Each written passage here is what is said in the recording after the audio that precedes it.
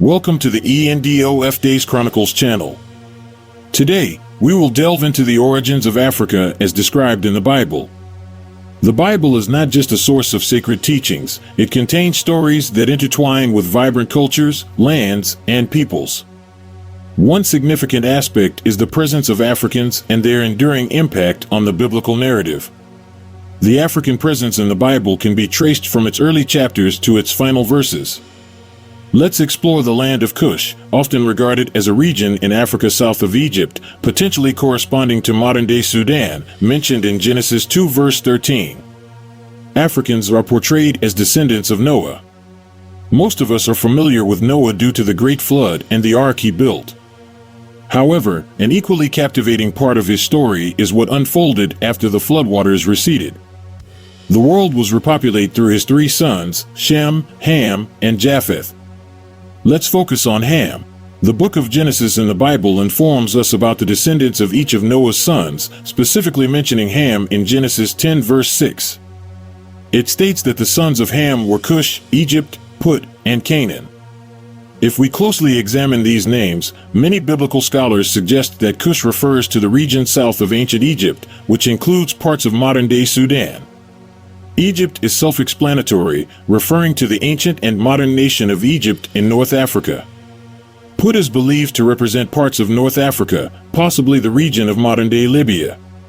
Canaan, while not directly associated with the heart of Africa, is located in the ancient Near East and is connected with modern-day Israel, Palestine, Lebanon, and parts of western Jordan and Syria.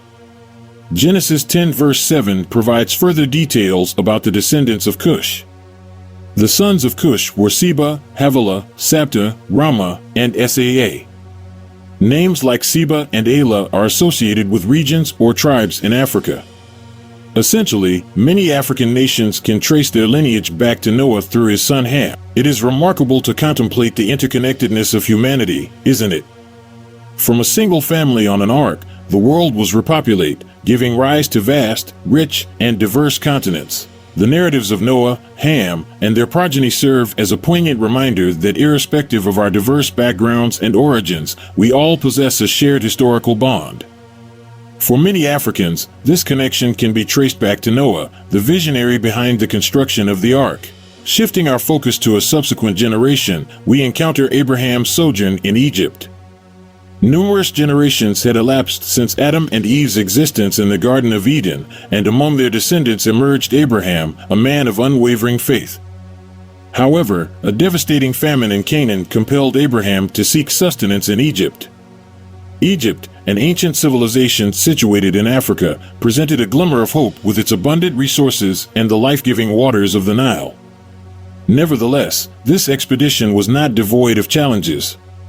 Concerned for his safety due to his wife Sarah's exceptional beauty, Abraham urged her to portray herself as his sister, thus setting in motion a sequence of events that would further interlace Abraham's destiny with that of the Egyptians. Another notable figure whose life became intricately intertwined with Egypt was Joseph, Abraham's great-grandson. His tale is one of betrayal and redemption. Joseph possessed the gift of prophetic dreams, but his abilities were misunderstood by his brothers, who sold him into slavery. Eventually, Joseph found himself in Egypt, ascending from the position of a slave to become the second most powerful man in the land. His exceptional talent for interpreting dreams played a crucial role in safeguarding Egypt from a devastating famine. The connection between the scriptures and the African continent stands as a testament to the interdependence of all humanity. The story of Moses and the Exodus holds a central place in the Bible. It portrays the liberation of the Israelites from the grip of their Egyptian oppressors and their journey toward the Promised Land. As Egypt is situated in Africa, this narrative offers a fascinating glimpse into the biblical depiction of Africans in the land of Egypt. The Israelites, who had multiplied and thrived in Egypt, were subjected to enslavement under the apprehensive Pharaoh. In an attempt to control their population, he ordered the drowning of every newborn Hebrew boy in the Nile River. However, one Israelite woman concealed her son for 3 months and then placed him in a basket among the reeds by the bank of the Nile. The Pharaoh's daughter discovered the infant, felt compassion, and adopted him, naming him Moses, signifying "I drew him out of the water." Although Moses was of Israelite origin, he was raised in the Egyptian royal household, gaining exposure to the culture and privileges of African royalty. As Moses matured, God called upon him to become a leader and liberator of the Israelites. When Pharaoh stubbornly refused to release the Israelites, God unleashed 10 plagues upon Egypt. Eventually, Pharaoh relented and permitted the Israelites to leave.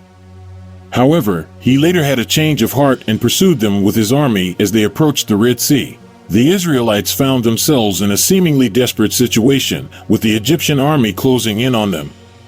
However, through the intervention of Moses, God performed one of the most extraordinary miracles recorded in the Bible. Moses extended his hand over the sea, and by the power of God, the waters were divided, forming a dry path for the Israelites to cross safely.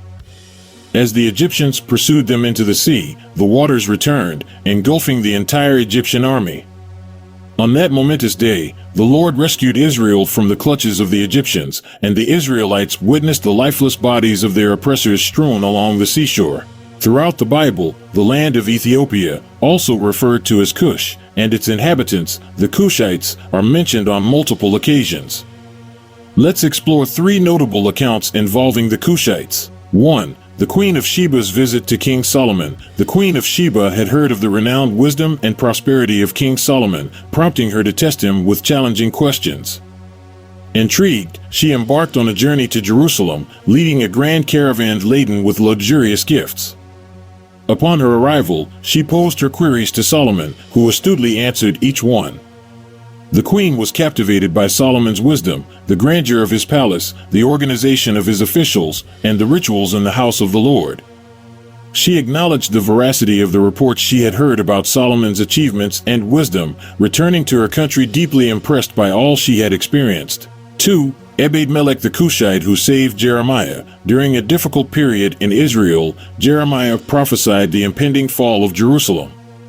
Those who were displeased with his message cast him into a deep, mire-filled pit, intending for him to perish. As Jeremiah began to sink, Ebed-Melech, a Cushite and an Ethiopian official in King Zedekiah's royal palace, learned of this wicked act. Concerned for Jeremiah's well-being, he approached the king and implored him to spare the prophet's life, condemning the actions of those who mistreated him. Moved by Ebed-Melech's plea, King Zedekiah instructed him to assemble a group of 30 men to rescue Jeremiah from the cistern before he perished from starvation. Ebed-Melech's courage and compassion saved Jeremiah's life. 3. The Ethiopian eunuch's encounter with Philip. Philip, one of the early Christian evangelists, received divine guidance from an angel to travel south along the road from Jerusalem to Gaza. Along his journey, he encountered an Ethiopian eunuch, a prominent official responsible for the treasury of the Ethiopian queen, who was reading aloud from the book of Isaiah. Intrigued by a particular passage, the eunuch expressed his confusion. Philip approached him and inquired if he understood what he was reading. The eunuch admitted his need for someone to explain it to him. Philip proceeded to elucidate the passage, revealing its significance and pointing to Jesus.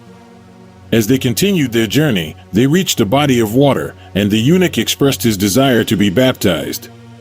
Philip baptized him, and as they emerged from the water, the Spirit of the Lord swiftly transported Philip elsewhere, allowing him to continue proclaiming the gospel in various towns until he reached Caesarea. The Ethiopian eunuch, filled with immense joy, continued on his journey, becoming one of the earliest known African converts to Christianity. While the Bible's primary focus is on the ancient Near East, it does make several references to neighboring regions and peoples, including those in Africa. This vast continent has a deeply intertwined history with significant biblical events. In the New Testament, there is a poignant account involving a man named Simon from Africa. As Jesus endured the physical toll of torture and struggled to carry his heavy wooden cross to Golgotha, Simon, an African hailing from Cyrene, was forcefully pulled from the crowd by Roman soldiers and compelled to bear Jesus' cross. Mark 15 verse 21 in the New International Version states, "A certain man from Cyrene, Simon, the father of Alexander and Rufus, was passing by on his way in from the country, and they forced him to carry the cross." The mention of Simon's sons, Alexander and Rufus, implies their potential recognition within the early Christian community. This brief yet significant encounter vividly portrays the universal reach of Jesus' message, transcending continents and cultures. Africa occupies a significant place in the biblical narrative, encompassing powerful nations like Libya and individual encounters such as Simon of Cyrene. The Bible's connections to Africa highlight the continent's integral role in the unfolding of God's story. Throughout history, Africa has served as a place of refuge, as nations and continents often become havens for those seeking safety and shelter. Among these places, Egypt holds a distinct position within biblical narratives, offering solace to key figures at various points in time. In the days following the birth of Jesus, Joseph received a warning from an angel in a dream, alerting him to the imminent danger posed by King Herod, who sought to kill the newborn Messiah. According to Matthew 2 verses 13 to 15, the angel instructed Joseph to take the child and his mother and escape to Egypt, where they should remain until further notice, as Herod would search for the child to bring him harm. Joseph heeded the angel's message, and under the cover of night, he took the child and his mother and fled to Egypt, where they stayed until Herod's death. This fulfilled the prophecy spoken through the prophet, "Out of Egypt I called my son." In this account, Egypt serves as a place of refuge, offering protection to the Holy Family and ensuring the survival of the young Jesus, thus fulfilling the prophecy. While the story of the Holy Family portrays Egypt as a divine sanctuary, Jeremiah's narrative presents a different perspective, where Egypt was chosen as a destination out of fear and disobedience to God's will. Despite the contrasting reasons for their journeys, both the Holy Family and Jeremiah found themselves in Africa during times of crisis. Egypt, as part of this great continent, played a vital role in their life stories, highlighting the intricate connection between sacred history and geographical landscapes, and how certain places can become sanctuaries in times of peril. Beyond these instances, Africans played crucial roles in the establishment and spread of early Christianity. One notable example is the Ethiopian eunuch, a high-ranking official in the court of the Ethiopian queen, who encountered Philip the Evangelist. Thank you for watching, and see you in the next videos. May God bless you abundantly.